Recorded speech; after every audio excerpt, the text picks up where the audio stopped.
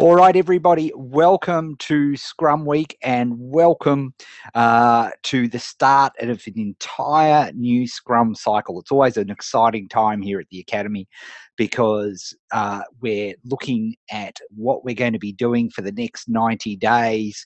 It's an opportunity to refresh, to reinvigorate, and to get things really fired up to make this the best 90 days in your online business. And it all starts here to Dale. And for those of you, and I'd like to do a huge welcome to all of those of you who are new here from E5. Welcome. Can't wait to work with you guys over the next 6 months. And for all of those who've just joined us in the Academy as well, even if this is your very first experience, welcome. It's fantastic to have you all here. That's awesome. So brilliant to have you all. So welcome aboard. So with that, what we're going to be doing is we're going to get straight into this Scrum session. And if you're watching this after the event, follow along in real time and do the various events, the sprint planners, and all the stuff that we're going to do. So let's get into it. So the first part of what we're looking to do here today is obviously we want to define our 90 days. What we know is human beings suck at estimation. We're dreadful at it. Not your fault. Everybody's bad at it. Scientifically proven we can't estimate for the life of ourselves. So typically what happens is we overestimate the amount of stuff that we can do in a short period of time, and we underestimate the amount of stuff that we can do in a longer period of time, like a 90-day period. So part of my role as your coach and being here at the Academy is managing that energy, managing that workflow. And that's what the Scrum cycle is all about, using Scrum processes in the Scrum cycle to manage how you go about your 90 days. So conserving energy, making sure that we're peaking at the right time, just like you peak for a marathon or a performance. We make sure that we do that over the course of a 90-day period. And so with that, let me explain to you what the Scrum cycle is all about. Okay, so yeah, if you have a look and you've got your sprint planner and you've got your worksheets with you, you know, most people, when they go and they they do a course, or you may have just come off E5 and you've had this massive download of information and you're super excited and you're super pumped and you go hell for leather at trying to implement it. Then you hit a couple of brick walls, things don't happen, some life happens, gets in the way, and all of a sudden, bam, the wheels fall off, right? You burn out. If you sprint without breaks, or if you sprint at 100%, imagine trying to do a marathon at sprint pace. It's impossible, right? You would collapse. Yet that's the way most people, when beginners approach, they get all enthusiastic and they think, oh, I'm going to do 6 hours of this stuff on the weekend, and you burn out. Right? So because you're not managing your energy, you're not managing your time. It's not, you guys have got courses and techniques and strategies up the wazoo. You don't need more courses, techniques, or strategies. What you need to know is specifically what I'm going to be doing this upcoming week and how's that going to get me to my 90-day goal. So yeah, if you look at the, so here's the Scrum cycle. If you're watching on the screen, and let's get some better colors here, a bit brighter. So if we look here, this vertical column is your output, okay? And then if we look along here, this is time. So 30, 60, 90 days. If you look at the way a professional works, somebody who's been involved in the industry and is incredibly successful, what it looks like from your perspective, if you're looking through the camera at their front of house, you think that they are working at this level all the time. They're working at 100% output all the time, and it's simply not the case. It's not possible. At some point, you're going to hit a massive wall, and that's it. And for most beginners, that big plummet means that you've left, you're out of the industry. You're doing something else. You've given up your dream of being an entrepreneur, right? That's what happens. So, what we have to do in managing your energy is we have to think about working in cycles. And right now, we're at the start of a very new, fresh 90-day cycle in the Academy. We have 4 of these a year. Now, first thing to notice, do you see here how where we've, right, if you look here, there's very little increase. If this is 0% here, there's very little increase in terms of outcome, outputs, gains in the first 30 days of a Scrum cycle because we're doing all the setup. We're taking a 90-day view of our goals, right? So, for example, there'll be many of you listening onto this call who have either come through E5 or you're starting from scratch. At the end here, our 90-day goal may be to make $1. Right? It doesn't sound like much, but it's actually huge. Because what we have to do first, right, if you don't have a market, we need to make sure we've got our, market that we're going to test all sorted out. And if we just have that by the end of 30 days, that's major progress. And then if we're creating our minimum viable funnel, for those of you who are in E5, you'll know what I'm talking about, where we collect emails, we develop up a responsive list, we know that this is responsive, that is a great achievement for our 60 days. And then as we create our minimum viable product, our intensity ramps up because we've now learned how to work. We can work intensely, but we only want to work intensely for a certain period of time. And if you think about it, the best possible, think about the freaks of nature who you think are shipping incredibly amazing things. Elon Musk, okay, is one.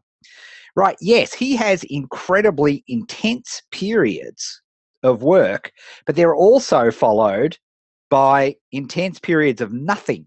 Like he just spent 30 days in Australia. Did you know, right? Last month, he was in Australia for 30 days on holidays. He was still doing bits and pieces, but he was way off the pedal, right? So that is, and Steve Jobs would have the intense period up to the launch of a new product, for that 4 weeks before that, but then would rest, right? We can't go at things at 100 miles an hour because you burn out, right? We can't do that. So the other thing that we can't do, by the way, this is a workshop.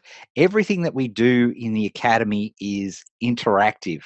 So what I'd love to hear from you now, from what I've spoken about so far, what's the aha moment for you? What's the piece of insight that you've had? Just pop it in the chat box and let me know what about this Scrum cycle has been a bit of an aha for you.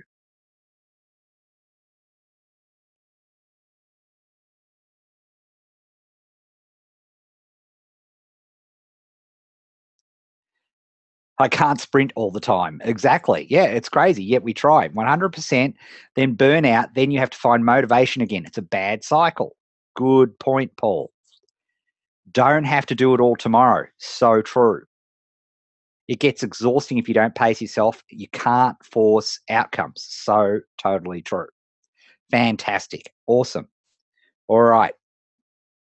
Great. So let's get to work. So what I want you to do now is Before we get to this is the project planner, but the first thing we've got to do is we've got to do our 90-day goal. So what I want you to do is let's create a new page here. So what's our 90-day goal? And for you, it might be a revenue figure. It might be a number of clients. It might be a number of email. Might be any one of those things. But what is your 90-day goal? Now, for me, it is to generate 90 new students for the academy. It's a nice specific goal. It's clearly defined. It's specific. It's very clear. So the clearer and more specific you can be, the better. Okay, so if you now I've hit the accelerated phase. I can't believe how much I'm getting done. That's so true too, John, which is fantastic. So what I'd like you to do, I'll give you, let's do this for, hey Siri, set a timer for 1 minute. So I just want you to jot down your 90-day goal. And by the way, I want you to save this goal. I want you to, pop it on grab your Post-it notes, write it on a Post-it note and stick it somewhere where you can see it. I mentioned this morning, I'll do a photo of my Scrum board and pop it in the group so you can see how I've done it. Because it's we need to it's a calibration tool. I'm not one for all this woo-woo secret manifest stuff. You have to work to make anything happen. Otherwise you manifest all over yourself. But with having a shot, that's our North Star.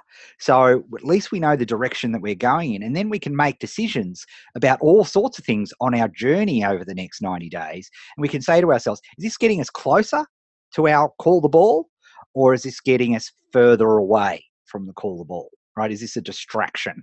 So that is a key thing. So let's have a look here. Oh, I keep forgetting to flick. Okay, so yeah, my Siri went on my watch as well. Okay, so what do we got here? And hey, gang, call the ball. Put it in the chat box. Academy sessions are not passive sessions. I expect you to work and I expect you to contribute in the chat box. Every single one of you in the box. And if you don't know what your 90-day goal is, put that in the box.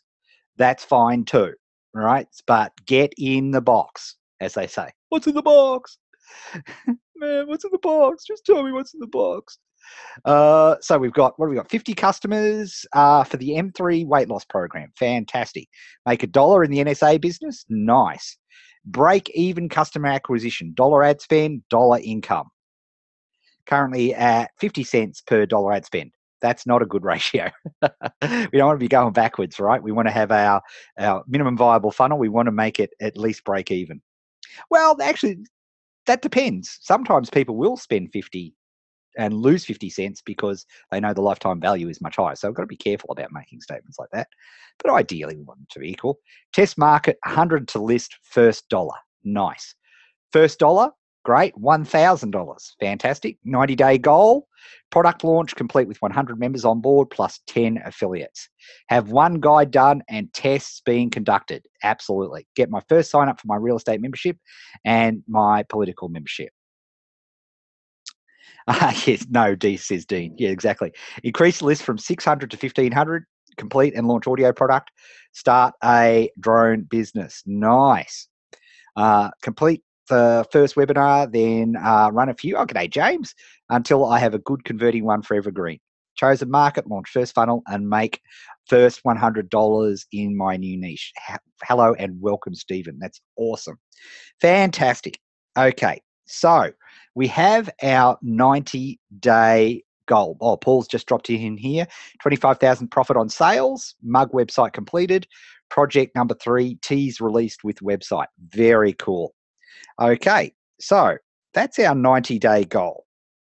Now what we want to do is we want to have a look at the up to 3 projects that we're going to be doing.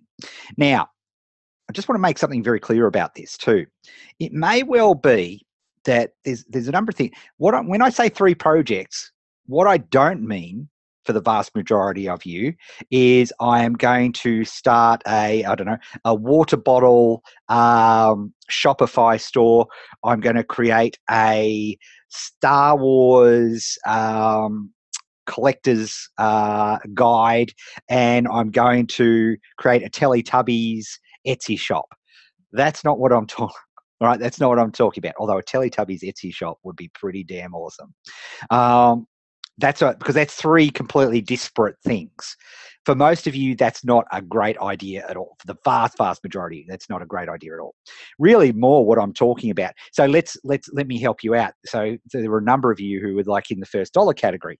The 3 projects that really make sense are first, you have to decide what is the market I'm going to test, market for testing, right? That's because you can't do anything else unless we've got a market for testing. Then secondly, we need to, and all my E5 homies will know this, we need to come up with a minimum viable funnel. Right? So we need to make sure that we can either get a equal ROI on our ad spend, or another way of testing your funnel is using something like the Winter Haven method. Don't worry if these terms don't mean anything to you. They will over time, right? To get a 1 in 10 response rate. And then, of course, MVP, minimum viable product.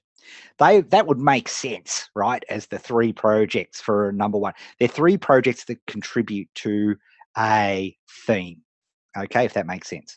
Hopefully that does make sense. Now, something that people ask me too is, do you work on these projects simultaneously, or do you do them one at a time? For the vast majority of you, it makes total sense for you to just work on the one of these as as our testing. You want to do the one at a time, right? It makes sense to do it one at a time, because if you don't have a market for testing, there's no point creating a minimum viable funnel, right? It makes sense. Geez, I've really screwed up the spelling of funnel there. That is really bad. That's still bad, but that's okay. You know what I'm talking about. You're not here for the spelling lessons.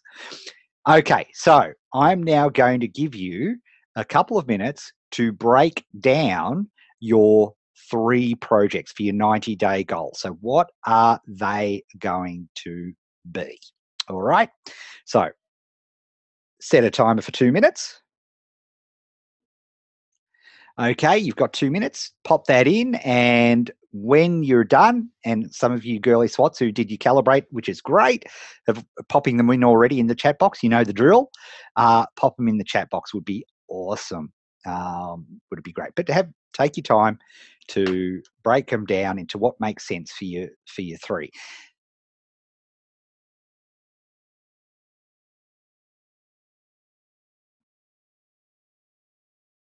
So what have we got here? We've got a couple. Project 1, identify target market for coaching program. 2, minimum viable funnel. 3, minimum viable product. Very good. Physical guide in hand. 2, content workflow and distribution in place. Minimum viable funnel. Get testimonials for case studies on webinars. That's a good project, right? To put that together. That's a great project. Choose market to test. Minimum viable funnel using Winter Haven method, and then minimum viable product. Very good. Giveaway set and done. Email funnel. First interview done. Nice. Very good. The great thing I'm loving about these projects that I'm seeing so far is it's pretty clear. You know what they look like. It's very hard to choose a project if you don't sort of know what the end completion of it is, as we'll talk about when we get into our sprint planning design. John, finish beta program, launch course, add to subscriber list. Very good. Excellent. Good. Keep going.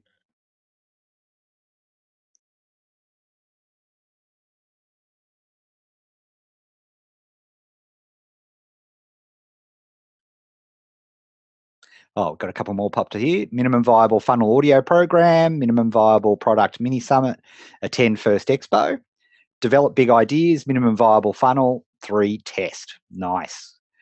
Welcome from E5. All right, fantastic.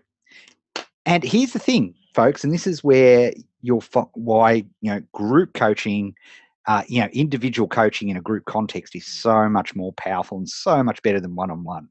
If you had a struggle with that, what I'd love you to do is get into the squad, into the Facebook group. And for those of you who are literally just new into this webinar, the invite details and most crucially the password for the Facebook group is underneath the induction video, which if you've hopefully had time to watch, but if you haven't, don't stress, but do make sure you watch it shortly. We've got a couple more come through. Complete E5 modules, market test Facebook, minimum viable funnel, minimum viable product. And so if you're struggling, what you need to do is you need to get onto the squad and say, hi, I'm Ed, and here's my situation.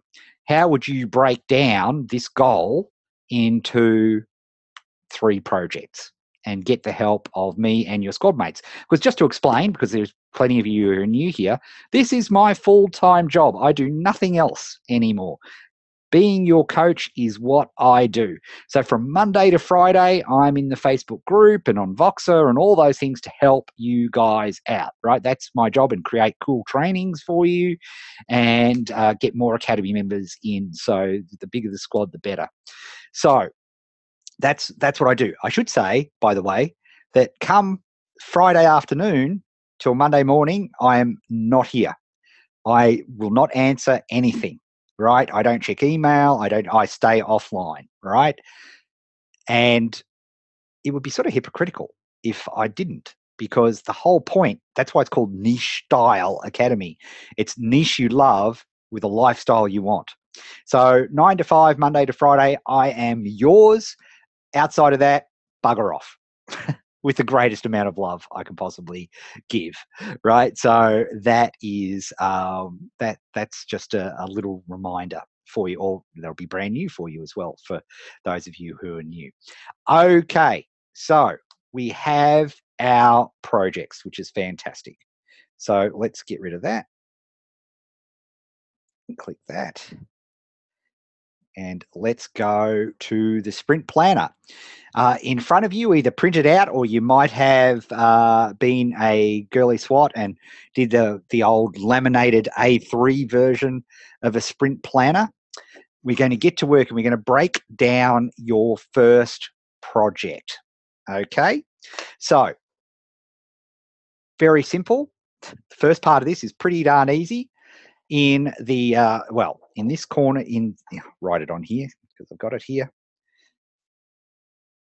So here we're going to name our project. Okay, so I might put sales letter. Okay, so I'll just give you a second just to write in your first project. Now, your first what you should do here is the first obvious stage. So for those of you who are starting from super scratch, it's pretty easy. Find a market to test. That's project 1, because we can't go anywhere else without that. So let's pop that in our sprint planner. So I'll just give us a hit us up with a done in the chat when you've got your sprint planner out and your your first project written in. I love it. It's like a jackpot machine in Las Vegas when that happens. Beautiful. Okay, fantastic. That's great. Okay, next thing I'm going to do, right, is what I want you to do is here in the best column, what I want you to do in here is write the best case scenario. What does awesome result look like to you? So this is one I did from the last cycle. I saved it here for you so I can use it as a demonstration. So here is the sales letter I was using for my thing, and my best awesome result for it would be it sells $100,000 worth of product every 3 months to my existing list, and it converts cold traffic. So using the Hutto sequence, which is a Facebook methodology. So that was my best case scenario. So I'm just going to give you a minute or so to fill out in your best case. What's your best case scenario for this project? What does awesome success look like? Okay. Set a timer for 1 minute.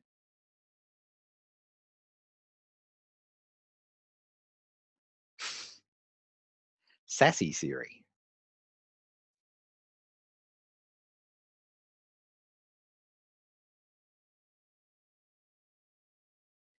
Finishing recording all beta lessons. Get useful feedback from beta participants. Nice, John.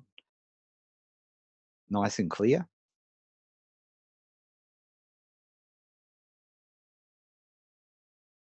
2,000 opt-ins for the giveaway.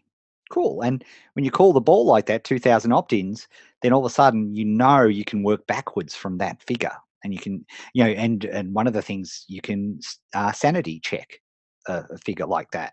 Okay, if I need to get 2,000 opt-ins, I know that my opt-in page works at 30%, so I need to drive 6,000 leads to the page over the course of the time for this particular sprint.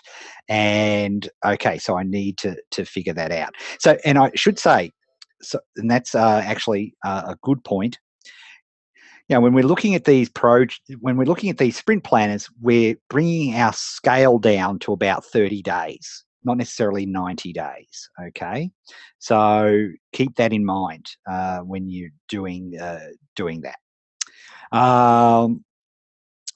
Identify a perfect, lucrative, ad-hungry market for my coaching program.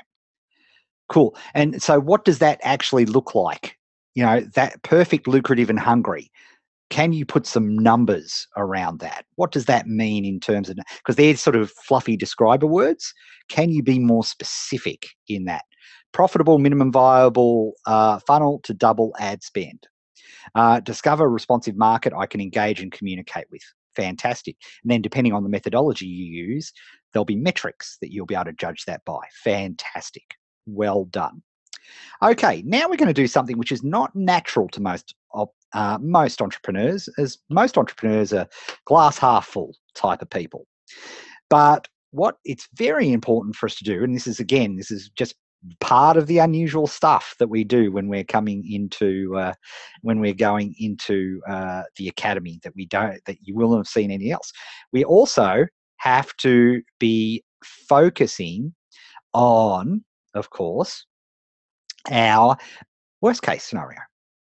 All right, so what's the worst that could possibly happen based on this sprint plan? Now, because the worst possible case scenario, the worst possible scenario is that you're actually kidnapped by an alien to use as a power source, where you are kept in a living hell, alive, using alien goo for blood, and you're in immense psychological, mental pain for eternity.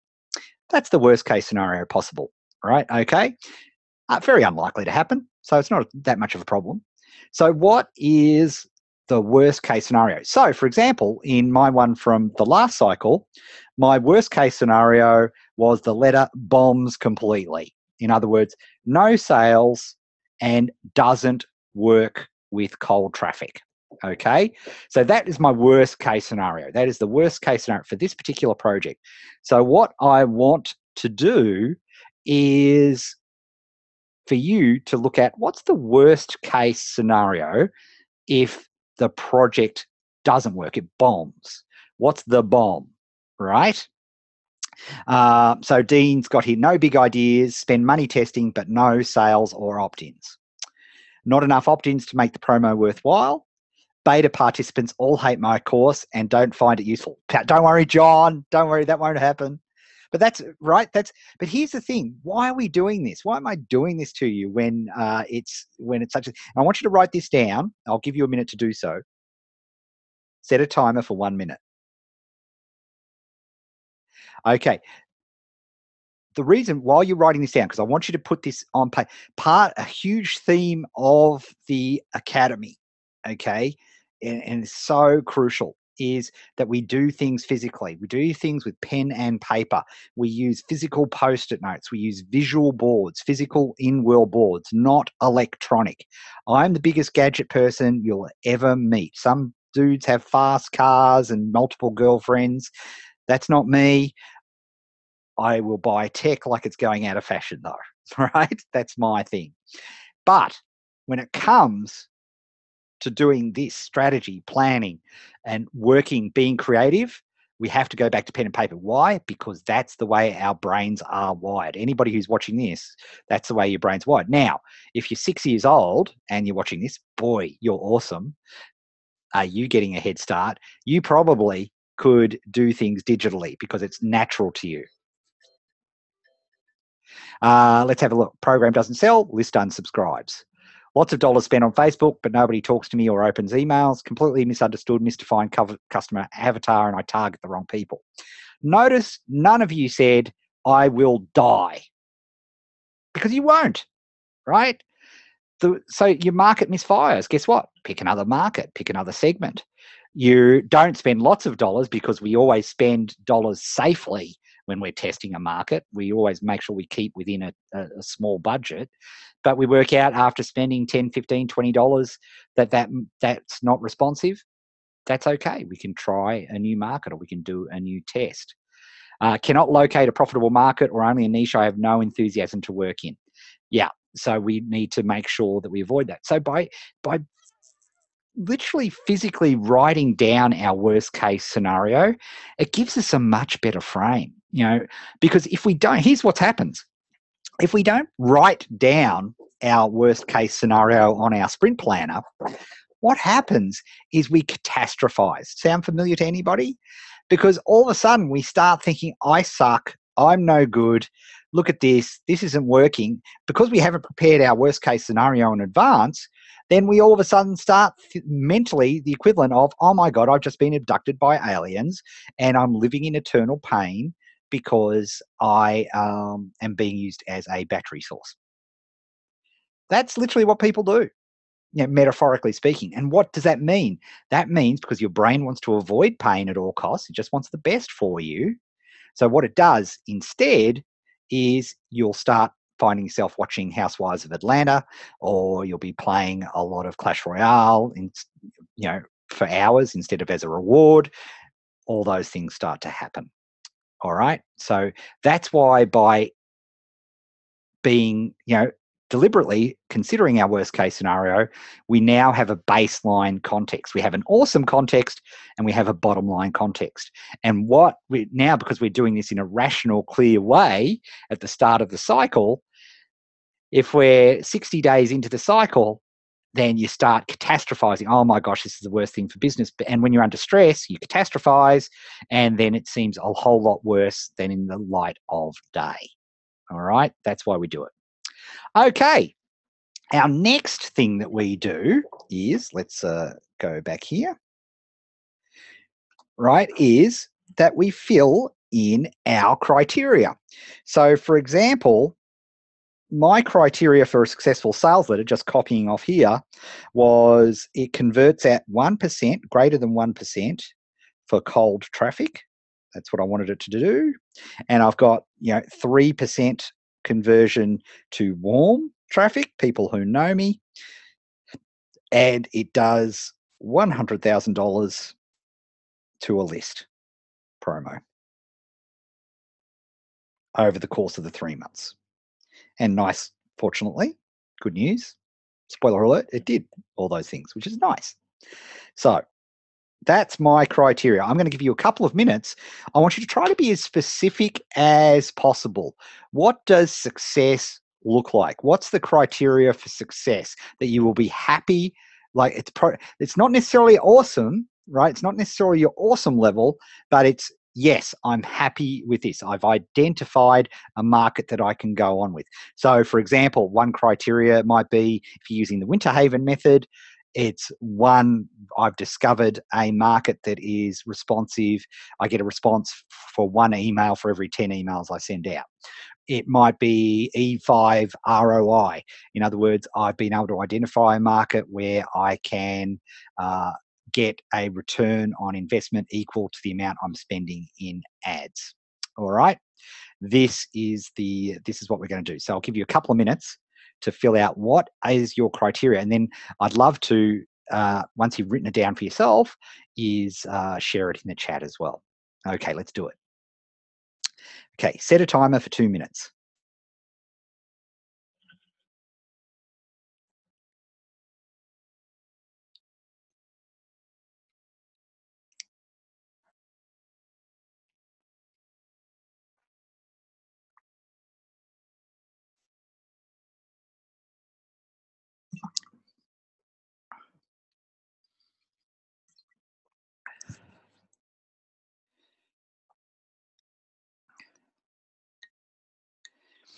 So Lucy said, sorry, Ed, what's the difference between a 90-day goal and success criteria?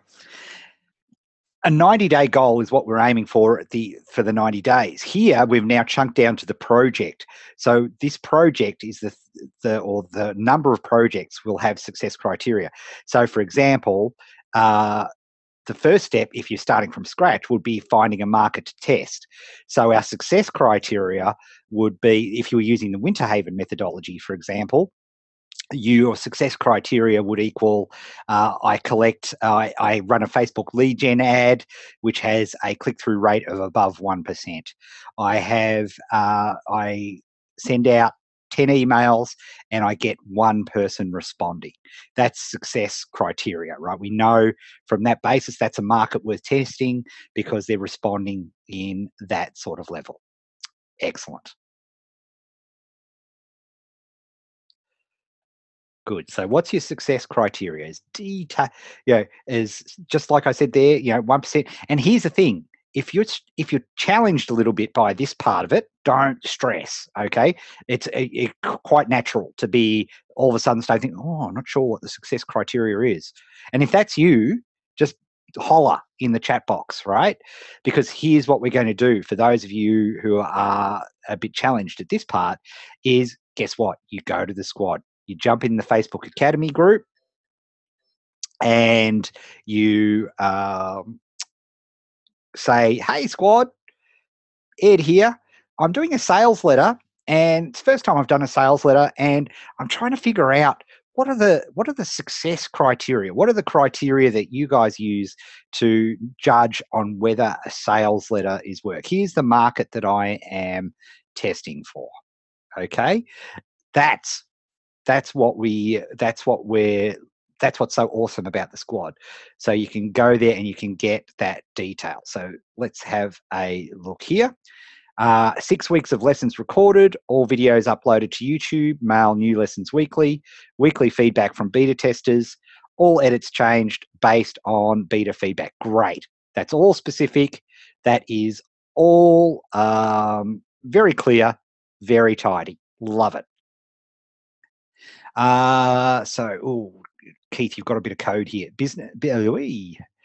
Business owners grossing groups found on Facebook.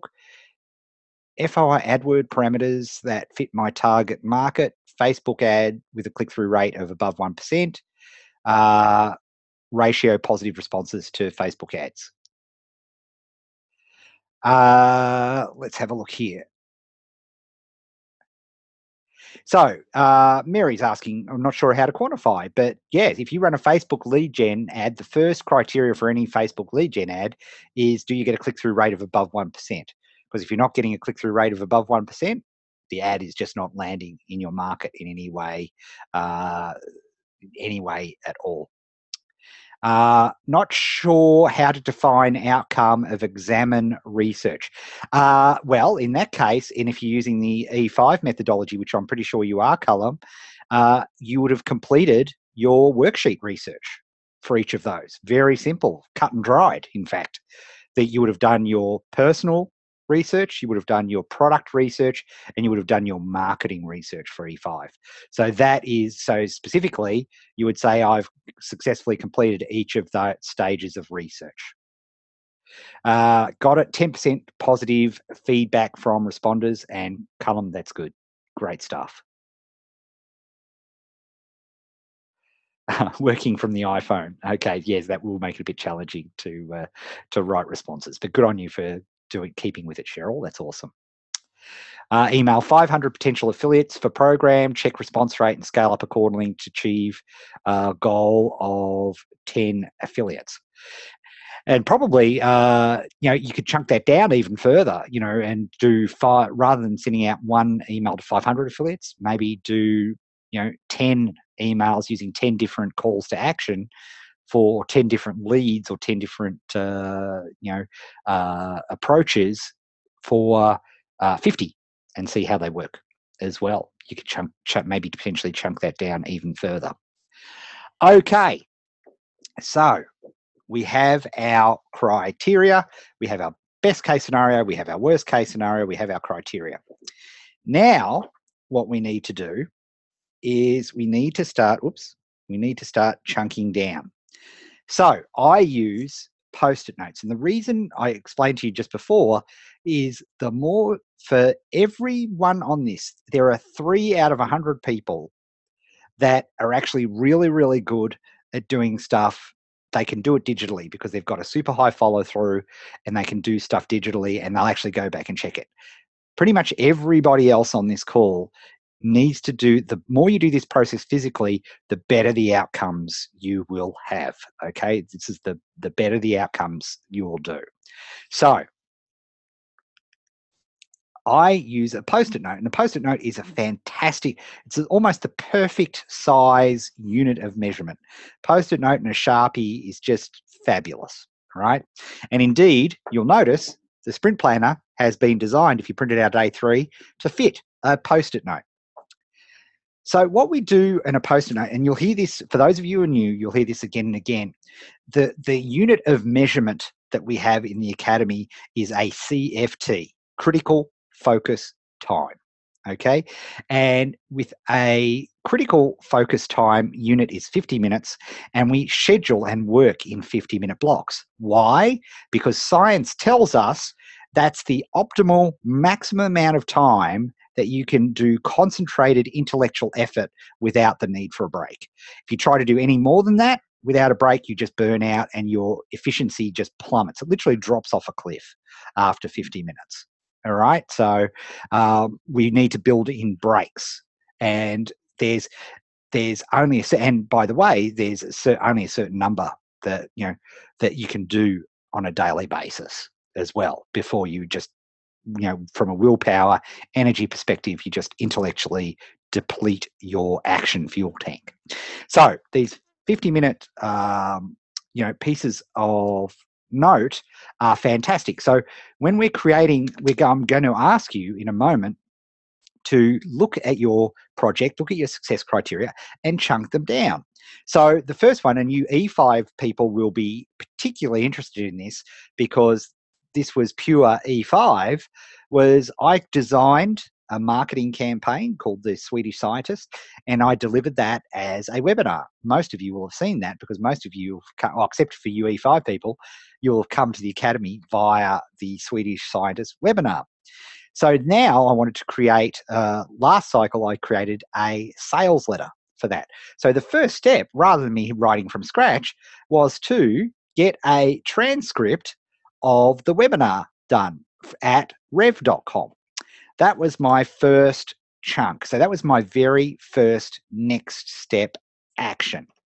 So that was that. Then, and you'll love this, guess what my second point was? Vomit draft of the perfect offer. So review offer worksheet, do it, and create the perfect offer. That was my next 50-minute segment. So the crucial thing, and you see the rules here on the screen, you must be able, whatever you write here on this Post-it note, you must be able to complete inside of 50 minutes. So don't put write book, okay? You're not going to do it in 50 minutes, right? Design funnel. Design and build funnel. You're probably not going to do in 50 minutes. You might be able to storyboard your funnel in 50 minutes, but you're definitely not going to build it in 50 minutes. right? So you've got to chunk it down into 50-minute segments. Whatever you write here must be able to be done in 50 minutes. And then the second rule is, what does done look like? Okay, you need to be clear. This was very obvious. Submit it, the transcript, to rev.com. Like, I either have submitted it or I haven't submitted it. So it was done. Or in the one I'm holding up, I've obviously filled out the offer sheet and I've got my vomit draft, my first draft, done of the perfect offer in E5 terminology. So that was fine. So what I want you to do is plan out that. And then I went on to do, then I went on to marketing thesis, perfect idea, big hook, marketing argument. We're going to come back to the infamous marketing argument post-it note in a minute. Then Halbert edit cycles for my sales letter.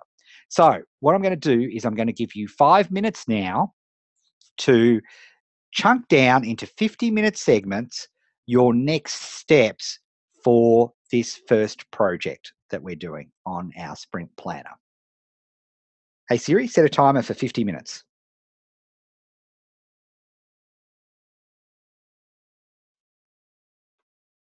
Whoa, 50 minutes? Hang on. Woo. Cancel the timer and set a timer for 5 minutes. No, don't reset it.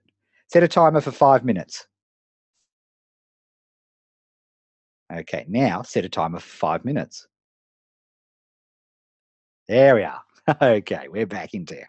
All right, so I want you to chunk down the next 8 50-minute spots. Okay, so chunk it down and break it down into 50-minute spots.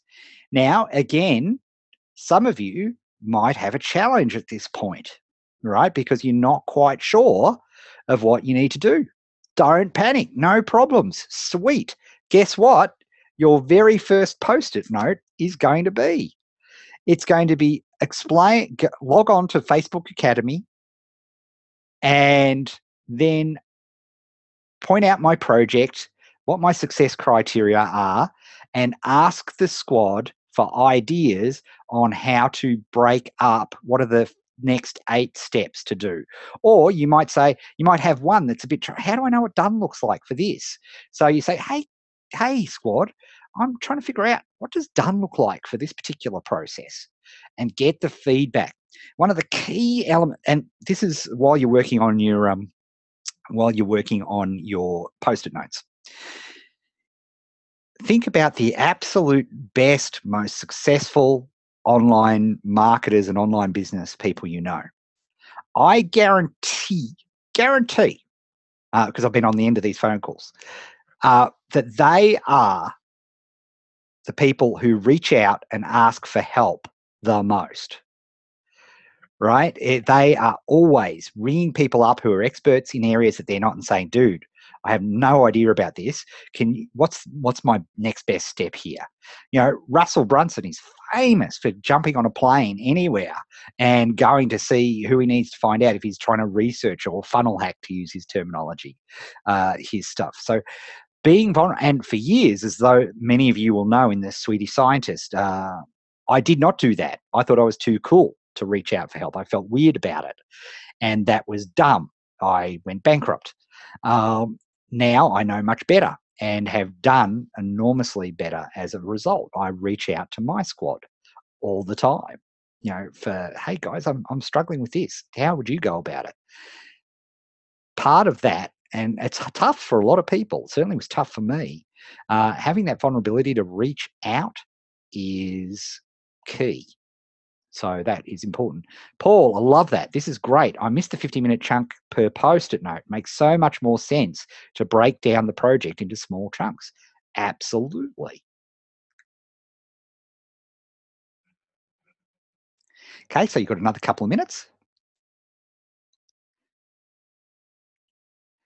When you're done, you might want to write in your first chunk, your first 50-minute chunk. And I can give you notes to make sure we know what done looks like and so on. So when you're finished, just don't have to do all 8. Just put your first one in the box. And obviously, this is being recorded. You might be watching the recording, so you're doing this in real time for filling out your second and third projects if you need to.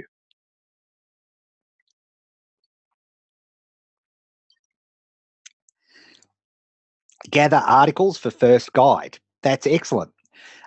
Maybe just to, if we want to make what done looks like a little bit better, how many articles, right? Is there a specific number, maybe? Just so you can just, know, so you absolutely know what done looks like. Or you're just going to stop after 50 minutes and you're going to grab as many as you can so that you edit them down later. That might be something that could be good. You know, maybe five. Maybe five is good. Record video on designing a storage bin.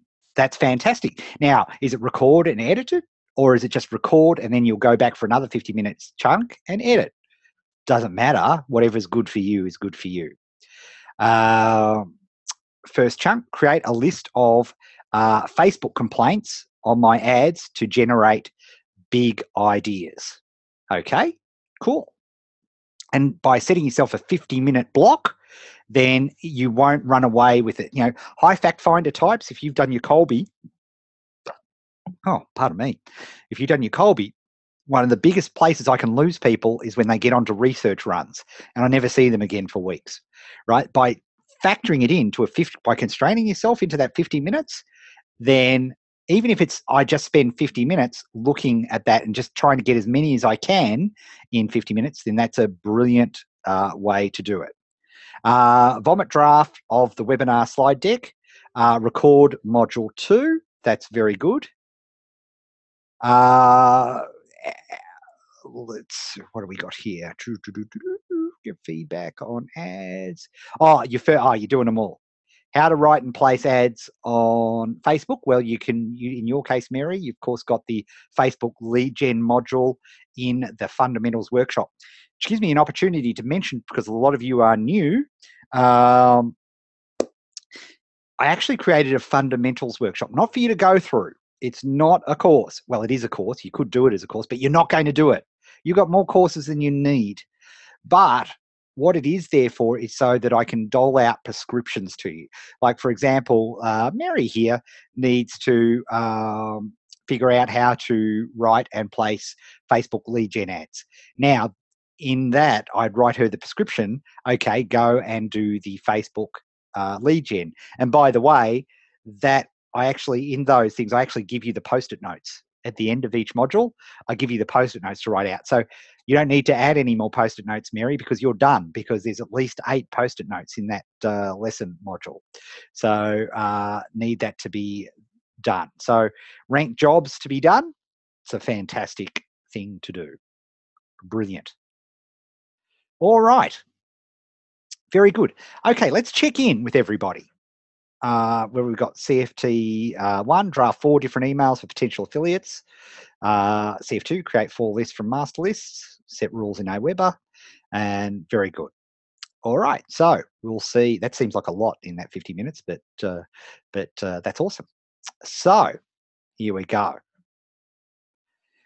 What I'd love to hear from everybody now is, what's your big insight from having done the sprint planner process? So just in the chat box, what's the biggest aha for you in doing this sprint planning process? Just jot it in the sprint box there.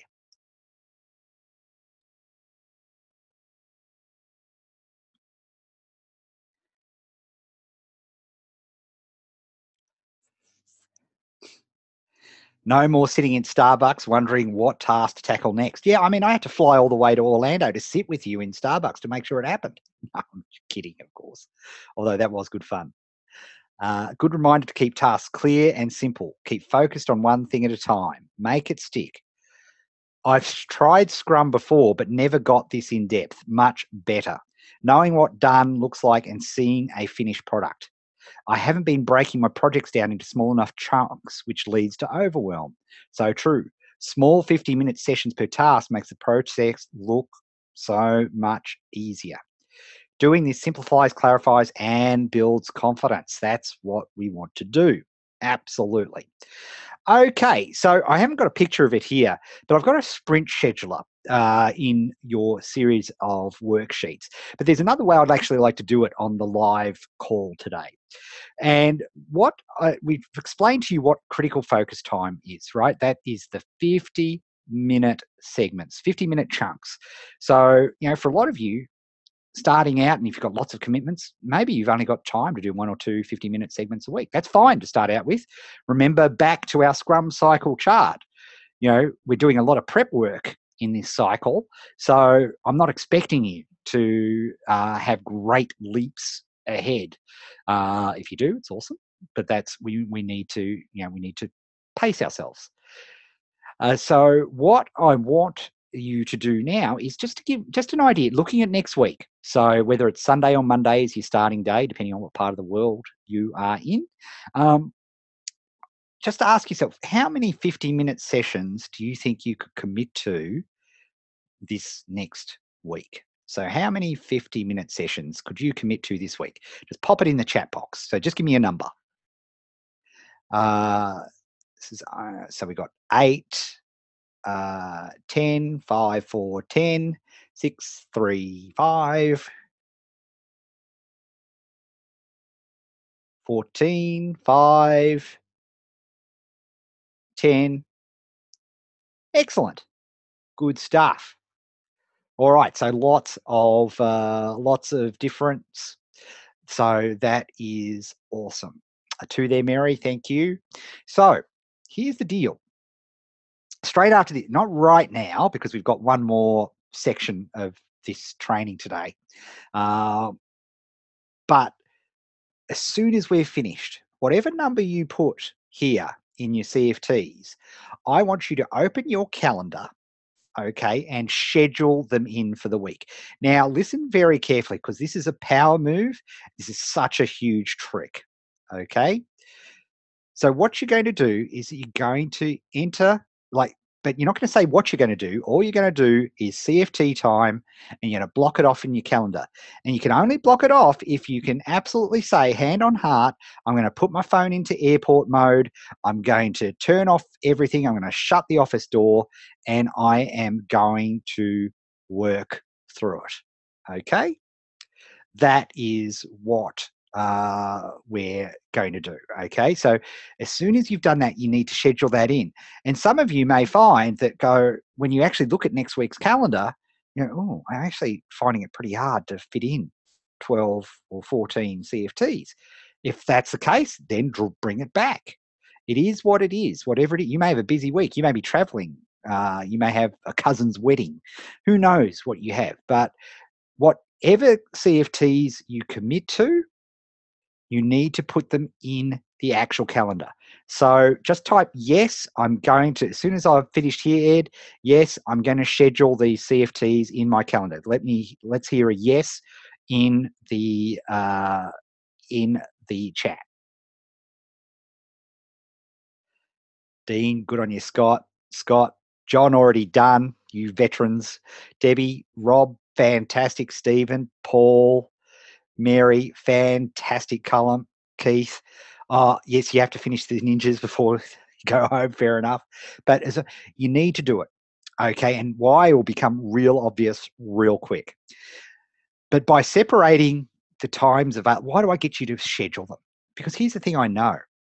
Even us entrepreneurs we are almost allergic to any sort of productivity system. We just can't follow a productivity system. It's not a fault, it's genetics. You just can't do it.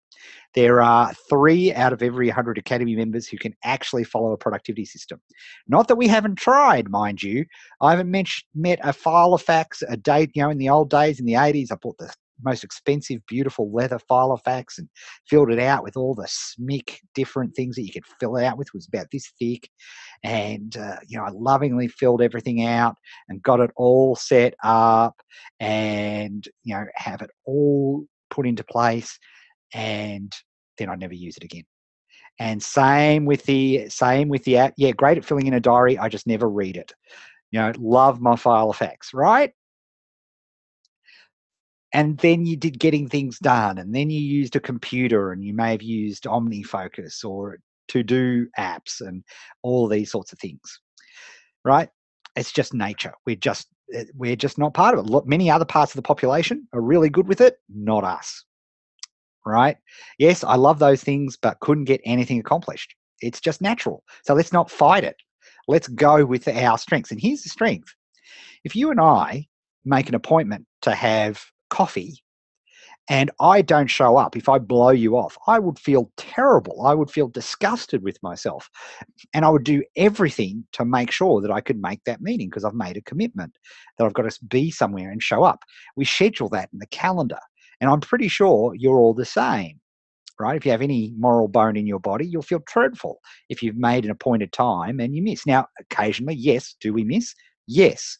Some things sometimes happen, right? But we feel terrible about it, right? We feel really bad.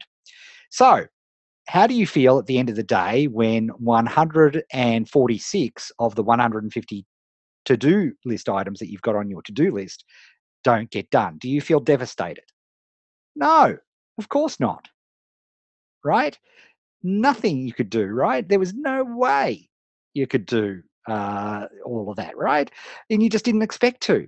So that's why we have to schedule it. Because if you leave it as a list, you're not going to do it because it's just your nature. And I'm not going to do it. You're not going to do it. I'm not going to do it. So we need to fill it into the diary. Okay. And then there's another reason, which I'm about to get to right now, which is our Scrum board. Now, you've got a Scrum board, which print out, which looks something like this. Okay. And mine's just out here and I go past it. It's where I cannot avoid it every morning. And the reason for this is the same reason. The reason this has to be physical, while I suggest getting either a whiteboard or printing out one and laminating it and making it sort of A1 size, but it has to be a physical board, right? It has to be physical. And the reason for that is the Zergernik effect. Okay, Bloomer Zergernik did some amazing research in clinical psychology. And one of the things that she discovered, the more famous thing that she discovered, is that every task, and remember I said most of us have a to-do list of many dozens and dozens, if not hundreds of items. Every single one of those is a little open loop in your brain, and your brain desperately tries to keep those in the short-term memory because it's never quite sure when you need it. And this takes actual caloric content, right? You expend energy in doing this. And so for all these things that you're trying to juggle, it's actually costing you fuel. And that fuel is the same fuel you use for your willpower and to get yourself into flow and get yourself the discipline to act. Right, this is all absolute science now. This is not woo-woo. It's total, utter science. And that is terrible because your brain is awful at doing that. It's just not designed to manage that many stuff because let's face it, in the early days, caveman really had, the 4 Fs, right? They had to fight, they had to flight, they had to get food, and they had to procreate. Right? That's all that they had to do. So it was pretty simple. That was a very simple thing. We are not that anymore, right? And that's why we developed this entire frontal cortex. And it sucks, right, at keeping these things. But if you've got a physical board with Post-it notes that you're walking past every day, you know what it does? The brain goes, oh, thank goodness, I don't have to worry about that anymore. I'll free up that energy and that memory to be able to work on flow. So it's an amazing thing and you'll notice it yourself. But that's why you need a physical board. It's crucial. You also need it for a second thing, and this is something else that Bloomer Zergernik she discovered, but it's not as famous as that first one. And that is that if you do a task and there's no emotional attachment to that task, you will forget that you did it. Why? Because your brain has to flush it out of memory to use that memory because you've got another 10 things that you have to do, right? Particularly in this modern age, right? So you're constantly flushing things. And of course, unfortunately, entrepreneurs behave like manic depressives when it comes to their business. Because what are the only tasks that you do remember from a week?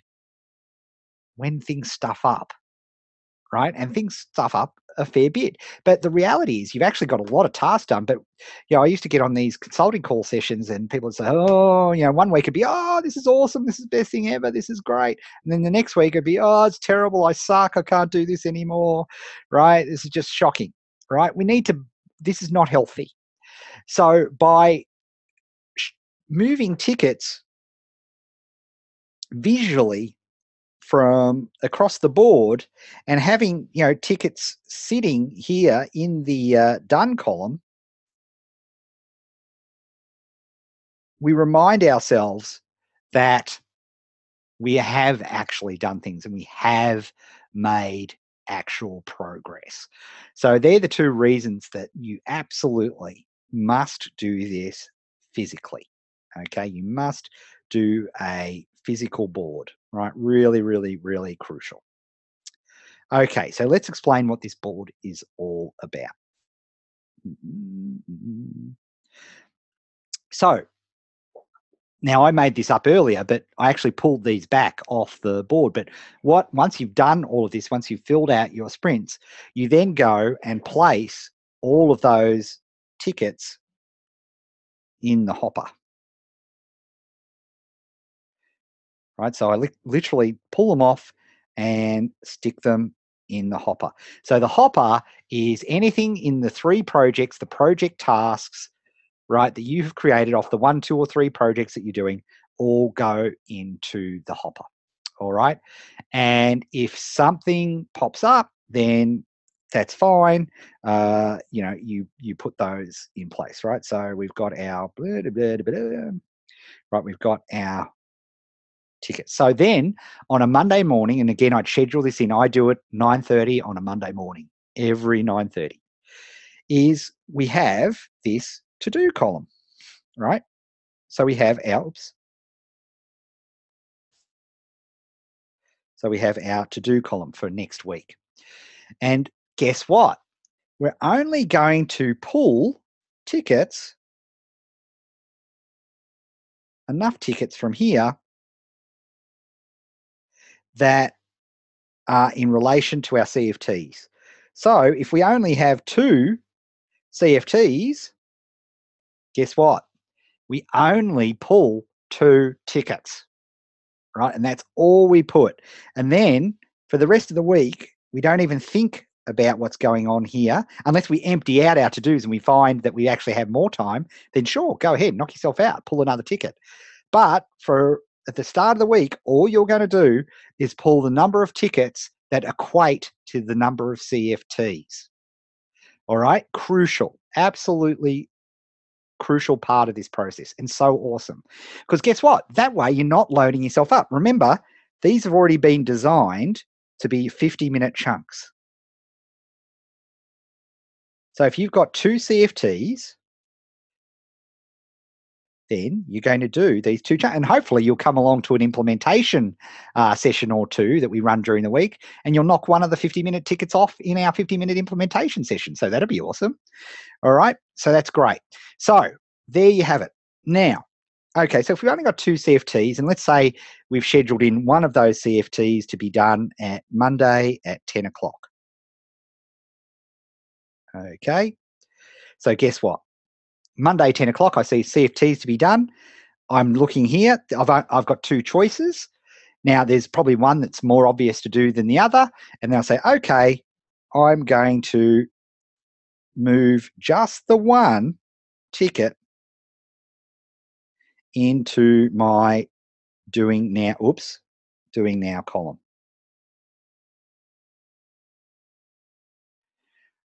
Just the one.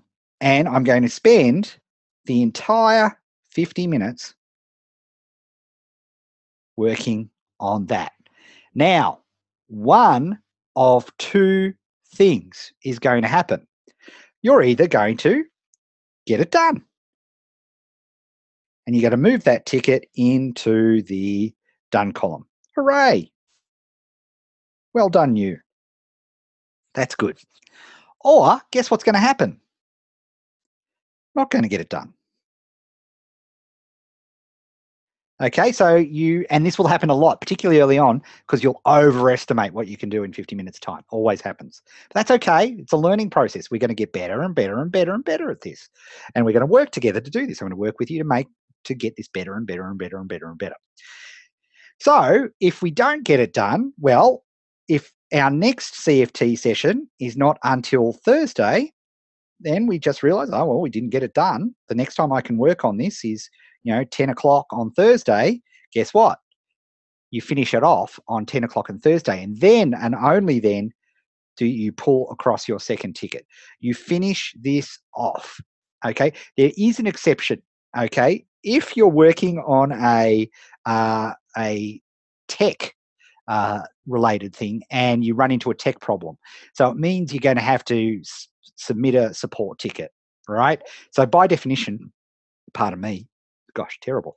It means that you are going to, you're going to have to get you're going to have to wait, right? So you're not going to be able to get this done. That's the one time you can pull another ticket from here and do that ticket, right? So that so you're not standing still. So you go off and do some pains, gains, jobs to be done research. You create an article. You do a cookie delivery letter, right? So you're not stuck spinning your wheels. But as a general deal, we want to be monotasking.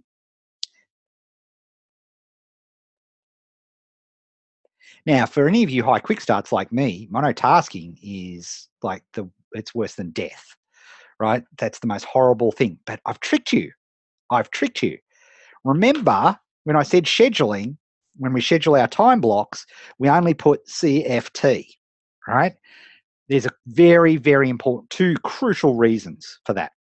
Crucial reason one, if we filled out, okay, I'm going to do my transcript there and I'm going to do my video in there, what happens? And you don't finish your transcript in the first 50 minutes. Then all of a sudden, your second 50 minute gets blown, right? Oh, I can't work on my video and I still have to work on my transcript. So you get this pile-on effect. Whereas if you keep them separate, you don't get that overwhelm. You've cheated yourself out of overwhelm because you have never committed to doing anything other than being at that point in time for the workspace required. That's part one, right? Which is awesome. Part two of why this is so cool is then for us high quick starts, squirrel syndrome people, we're giving ourselves little mini squirrel choices. So I don't care which one of these CFTs you do in the to-do, it's up to you. You're not being forced by the man to do a repetitive thing again and again. You are still your free spirit. You can choose any one of those tickets to do it. And by the way, if you are high quick start, then you are constantly this is like a game to you, and you get such a dopamine rush when you move something into the wins column that becomes addictive and it becomes like a game, right? So you want to get more and more things into our done and win column. So the entire system has been designed to help you as an entrepreneur. Then, and this is my commitment to you, is I notice, and those of you coming across from E5 will have seen this quite a bit in E5, right? There will have been calls that you did in E5, and people were asking some really interesting questions, but they were 10 weeks down the track. The person was nowhere near that at that point of time, right? Now I'm working with you. My interest in you is, what are you going to be doing next week? What are you doing in your CFT session? Are you stuck? Well, let's get you unstuck for that week, right? We're going to focus down. We've got our 90-day goal now, and I'll often be, my commitment to you is to be constantly referring you back to your projects, to your project's criteria, to your 90-day goal, right? To your Scrum board, to what you've got in the to-do column this week. All of those things, my commitment to you is to keep referring you back to this, because that way, this is how you'll hear me say again and again, do less to ship more. By being focused like that, you will ship way more stuff than you ever thought possible by actually choking down and doing less work, because it's more focused work. Okay, what's the definition of multitasking? It's people who are kidding themselves into thinking they can do multiple things at once and get the same result as somebody who's doing one single thing at a time. Right? It's just, again, scientifically proven again and again and again. All right. So what I'd like to hear from you now as we wrap up our Scrum Week session is what's been your big aha for the Scrum cycle process? What's been the big, right? You can pick from anything so what's been your big aha? Everybody, I want to put you. What's the big aha moment for you out of Scrum Week workshop today? Let's have a look at that. So what do we got? Paul, now I get it. Second run for Scrum Week is great. Now looking so much more simple. No wonder my boards look like a huge workload. One thing at a time, says Cullum. Making things easy by having one thing to do next and just doing that with no other distractions. I will be sending a link to the fundamentals workshop in this week's email. So you've all got it, actually. The very first email you received from me joining the Academy had that. Make it stick, ask questions so I can make it stick. Getting clear again on single tasking, revisiting tasks and simplifying them. This is the only process that I, as a high fact finder, have found that breaks me out of endless research cycles that I've been previously stuck in. Breaking down projects into CFTs, very good. How to manage the boards. I think you've explained the boards much better this time around. Good stuff. Yeah, I've learned a whole bunch of stuff as well, so I can constantly improve. Being this is the second time round, I have a more clear idea on what my projects are and what to really focus on. Break 90-day goals down into projects which are broken down into 50-minute tasks. Getting iCal to nag you that it's CFT time. Yes, big deal. And separating the time commitment to the work commitment. So when you arrive at the time commitment, pull the ticket, right? Because that way you don't bugger yourself up and overwhelm yourself because whatever you didn't do the last 50-minute rolls over and you get this avalanche type situation. All right, folks. Oh, was confused and overwhelmed with 5 boards. Oh my goodness. Now I get it. Mind you, I was multitasking in the past and it's much simpler than I thought. Yeah, 5 boards will kill you. That's insane. So I'm glad, very glad you've got that. All right, folks. So look out as we do every week in the Academy. On a Friday, I send out an email which has all of the times for next week. In this case, for this Friday, you'll actually get one which has our schedule for the next sprint cycle. So for the next 30 days, which will include Copy Club, which is awesome. And people from E5 will love that as well.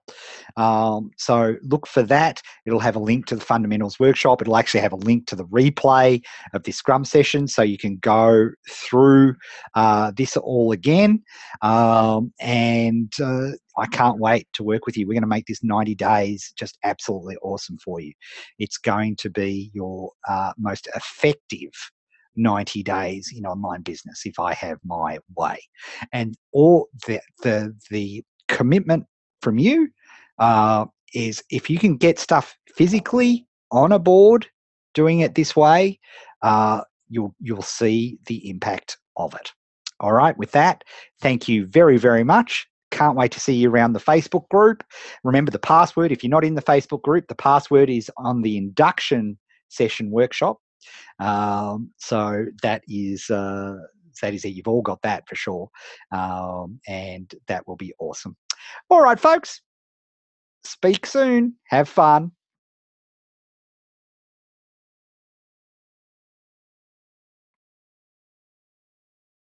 See you later.